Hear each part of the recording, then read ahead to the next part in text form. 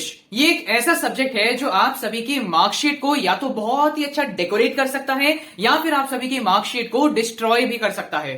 तो पिछले साल गाइस मैंने ऐसी बहुत मार्कशीट देखी जिसके अंदर बच्चे अपने डोमेन सब्जेक्ट्स के अंदर 200 में से 200 फोड़ रहे हैं, लेकिन इंग्लिश एक ऐसा सब्जेक्ट है जो उनके मार्क्स को डुबो देता है। 130 मार्क्स आ रहे हैं, 140 मार्क्स आ रहे हैं, एक झटके के अंदर 70 से 60 मार्क्स उनके कम हो जाते हैं। So first thing first guys, आप लोगों को सीयूटी इंग्लिश की प्रिपरेशन बिल्कुल भी अपने क्लास 12 की इंग्लिश की प्रिपरेशन की तरह नहीं करनी है। आई नो गाइस, आप में से ज्यादातर बच्चे क्या करते हैं, यार मेरा प्री बोर्ड का एग्जामिनेशन पास आ चुका है, मेरे हाफ ईयरली पास आ चुके हैं, एक दिन बचा है बस इंग्लिश के एग्जामिनेशन को होने में, और आप एक एग्जाम के एक दिन पहले बैठ के हर एक चैप्टर की वन शॉट वीडियोस देख रहे हो, आप लोग अपने राइटिंग सेक्शन के फॉर्मेट्स को लर्न कर रहे हो, एंड आपका एक दिन के अंदर आपकी पूरी इंग्लिश की प्रिपरेशन यूट्यूब की मदद से हो जाती है, राइट और रॉन्ग। लेकिन इस तरीके से गाइज आप लोगों को अपनी सीयूटी की प्रिपरेशन बिल्कुल नहीं करनी है। आई होप गाइज आप लोगों को सीयूटी 2024 का इंग्लिश सिलेबस का जो बिल्कुल लेटेस्ट सिलेबस है, जिसके अंदर आपके 4 सेक्शंस आने वाले हैं, reading comprehension, vocabulary, writing section and आपका ग्रामेटिकल सेक्शन, ये चारों सेक्शन का जो बिल्कुल लेटेस्ट सिलेबस है आपको पता होना चाहिए। अगर आपके पास नहीं है तो इस लिंक पे क्लिक करके आप लोग अपना लेटेस्ट सिलेबस नोट डाउन कर सकते हैं। तो गाइस इस वीडियो के अंदर मैं आप सभी को एक प्रॉपर एंड कंप्लीट इंग्लिश की डिटेल्ड स्ट्रैटेजी देने वाला हूं। एक चीज इस वीडियो के अंदर यूनिक रहने वाली है कि मैं जो भी टॉपिक्स के बारे में आप सभी को बताऊंगा उसके मैं आप सभी को प्रीवियस ईयर क्वेश्चन पेपर्स में से वो पर्टिकुलर क्वेश्चंस के स्क्रीनशॉट भी इस वीडियो में शो करने वाला हूं, जो आप सभी को ये हेल्प करेगा पता करने में कि भाई जो पर्टिकुलर टॉपिक्स मैं डिस्कस कर रहा हूं उनसे रिलेटेड किस लेवल के क्वेश्चंस आप सभी के सीयूटी में आते हैं।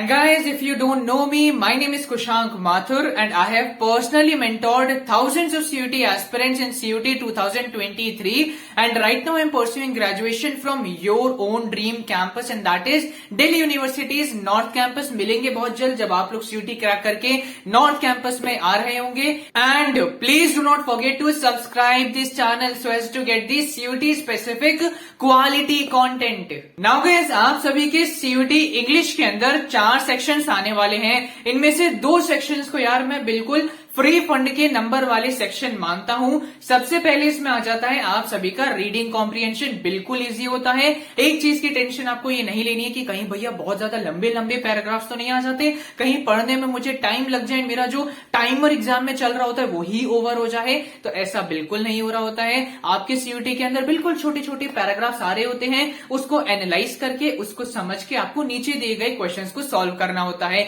नाउ इसके अंदर भी एक छोटा सा ट्विस्ट है, आप सभी से पूछे जाएंगे 2 तरीके के रीडिंग कॉम्प्रिहेंशन। सबसे पहला आ जाएगा वो पैराग्राफ वाले जो हम लोगों को सॉल्व करने की आदत होती है। सेकंड आ जाएंगे गाइस आप सभी से पोएटिक रीडिंग कॉम्प्रिहेंशन भी पूछे जाते हैं। नाउ आपको ये डिसाइड करना है, आप लोग एक पीवाईक्यू सॉल्व करके देख सकते हो कि यार मुझे रीडिंग कॉम्प्रिहेंशन में पैराग्राफ वाले में इजीली सॉल्व कर लेता हूं या पोएटिक वाले।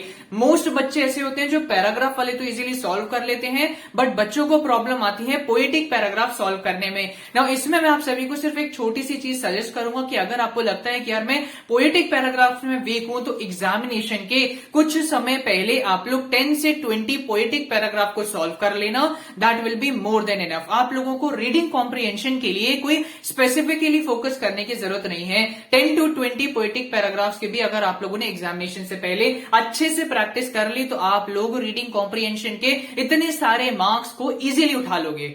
नाउ इसके बाद गाइस आप सभी का सेकंड फ्री फंड नंबर वाला सेक्शन आ जाएगा, राइटिंग सेक्शन। नाउ किस तरीके के क्वेश्चन आपके राइटिंग सेक्शन में आ रहे होंगे आप लोगों को यहाँ पे मैं एक स्क्रीनशॉट दिखा रहा हूँ। सब जैसे देख सकते हैं कि इसमें से इनफॉर्मल लेटर में हम क्या चीज नहीं लिखते हैं ये आप बताइए।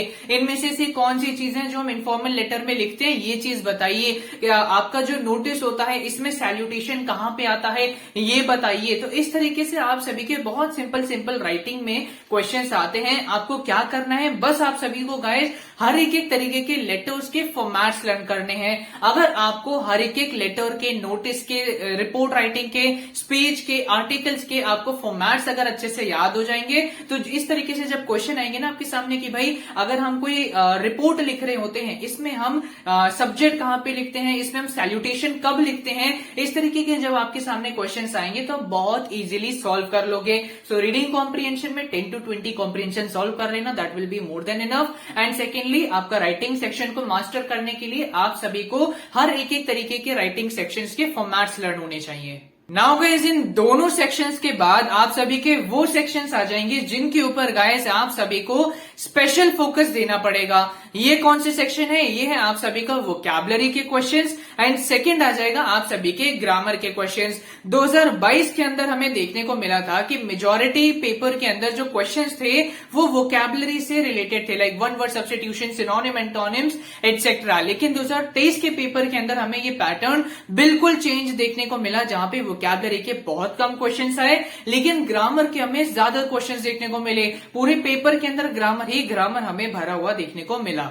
नाउ सबसे पहले गाइस हम लोग बात करने वाले हैं ग्रामर सेक्शन के बारे में कि भाई हम कैसे अपने ये ग्रामर पोर्शन को स्ट्रॉन्ग कर सकते हैं। सबसे पहले यार मैं एक थोड़ी सी कड़वी चीज बोलना चाहूंगा, ये आप में से कई बच्चों की रियलिटी है, इस चीज को एक्सेप्ट करना अगर आपको भी ये प्रॉब्लम फेस करने को मिलती है कि भाई मैं अगर आप लोगों को क्लास 8th की कोई इंग्लिश के ग्रामर की बुक दे दूंगा, उसके अंदर यार आपके ना कुछ चैप्टर्स आते हैं। फॉर एग्जाम्पल एक चैप्टर आता है find the error from this paragraph, right? आपको एक पैराग्राफ दे दिया होता है, इसमें आपको एरर्स फाइंड आउट करने पड़ते हैं कि भाई इस पर्टिकुलर लाइन में क्या एरर है, ये बगल वाली लाइन में आपको लिखना होता है। इस पर्टिकुलर लाइन में क्या एरर है जल्दी से बताइए आप, जिससे अपने मार्क्स पा सकें ना। अगर आपको मैं वो पर्टिकुलर क्वेश्चन दे दूंगा तो आप में से अभी भी ऐसे कई बच्चे हैं जिनको ये बेसिक क्वेश्चन सॉल्व करने में प्रॉब्लम आएगी। तो जो भी वो बच्चे हैं जिनका ग्रामर पोर्शन थोड़ा सा वीक है, मेरा गाइस आप लोगों को ये सजेशन रहेगा कि आप लोग अभी एंट्रेंस लेवल के ग्रामर के क्वेश्चन सॉल्व मत करो। इससे क्या होगा कि आप लोगों के सही आंसर आप दे नहीं पाओगे, मार्क्स आपको कम देखने को मिलेंगे, अल्टीमेटली आप सभी का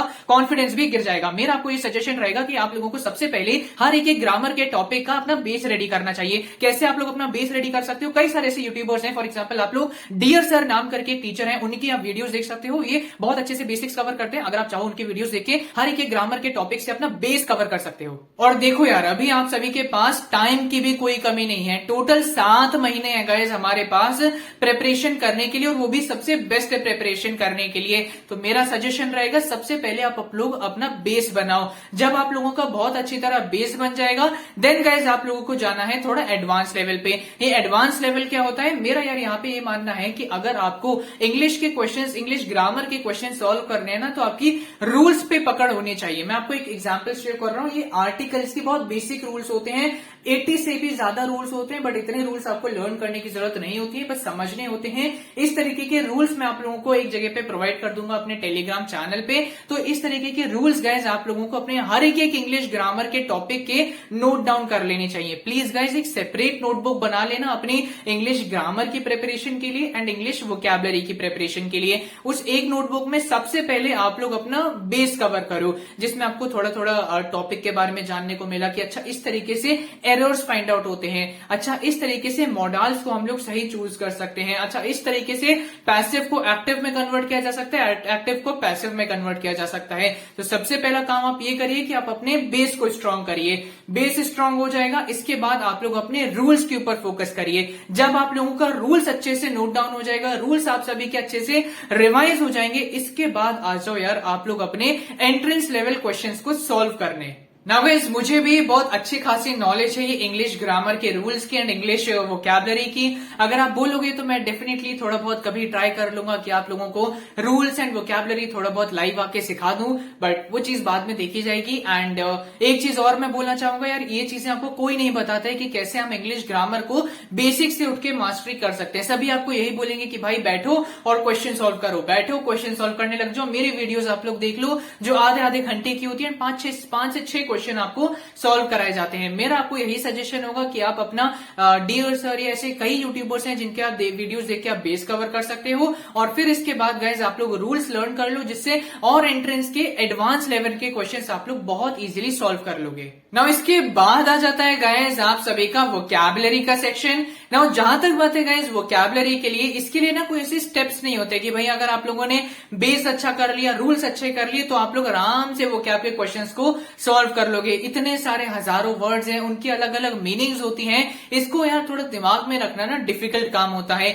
ऑल्दो ज्यादातर लोग क्या करते हैं, जैसे मैंने भी क्या किया था कि मैं न्यूज़पेपर रीडिंग करता हूँ एंड न्यूज़पेपर रीडिंग में मुझे लगता है कि यार ये वर्ड की मीनिंग मुझे नहीं पता है, एक डायरी मेंटेन करी, उसके अंदर हमने उस वर्ड को लिखा, उसकी मीनिंग लिख ली। तो इस तरीके से जितने भी न्यूज़पेपर में लगे वर्ड जैसे हमने उसको नोट डाउन करना स्टार्ट किया डायरी में एंड उसकी मीनिंग्स भी फाइंड आउट कर ली। सो रात में सोने से पहले आप लोगों ने अपनी उस उस डायरी को एक बार देख लिया एंड अपना मंथ एंड में पूरा एक दिन आप लोगों ने दे दिया, जितने वर्ड्स आप लोगों ने अभी तक पूरे महीने में नोट डाउन किए थे उसको आप लोगों ने अच्छे से रिवाइज कर लिया। तो इससे क्या होता है, आप सभी के दिमाग में, आप सभी की आंखों के सामने वो सारे वर्ड्स आते रहते हैं कि अच्छा ये वर्ड है, इसकी ये मीनिंग है, ये वर्ड है, ये मीनिंग है, एंड वही वर्ड्स आप सभी की जुबान पे भी आने लगते हैं। तो इस तरीके से वोकैबुलरी आपकी डेवलप होती है, जो हम लोग लिखने में भी अच्छा लगता है, बोलने में भी अच्छा लगता है।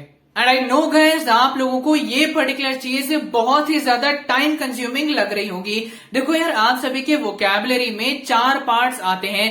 सबसे पहला आता है आप सभी का वन वर्ड सब्स्टिट्यूशन। कैसे आता है क्वेश्चन, आप लोग यहाँ पे देख सकते हैं, आपको एक लाइन दे दी गई है एंड आप लोगों को उसको सब्स्टिट्यूट करना है। Now guys, one word substitution के लिए मैं आप सभी को एक पर्टिकुलर डॉक्यूमेंट प्रोवाइड करूंगा अपने टेलीग्राम चैनल पे। वो पर्टिकुलर डॉक्यूमेंट को आप लोग उसका प्रिंट आउट ले लेना। आप उसको प्रिंट आउट ले लेंगे, उसको डेली बेसिस पे उसके वन वर्ड सब्स्टिट्यूशन को रिवाइज कर लेना। उन्हीं में से ही आपका डेफिनेटली गाइस आपका वन वर्ड सब्स्टिट्यूशन सीयूटी में भी निकल रहा होगा। सो वन वर्ड सब्स्टिट्यूशन का वो डॉक्यूमेंट आपको मेरे टेलीग्राम चैनल पे मिल जाएगा। इसके बाद आता है गाइस आप सभी का इडियम्स एंड फ्रेजेस। ये मेरा फेवरेट सेक्शन है एंड ये सबसे इजी सेक्शन मैं मानता हूं वोकैबुलरी का।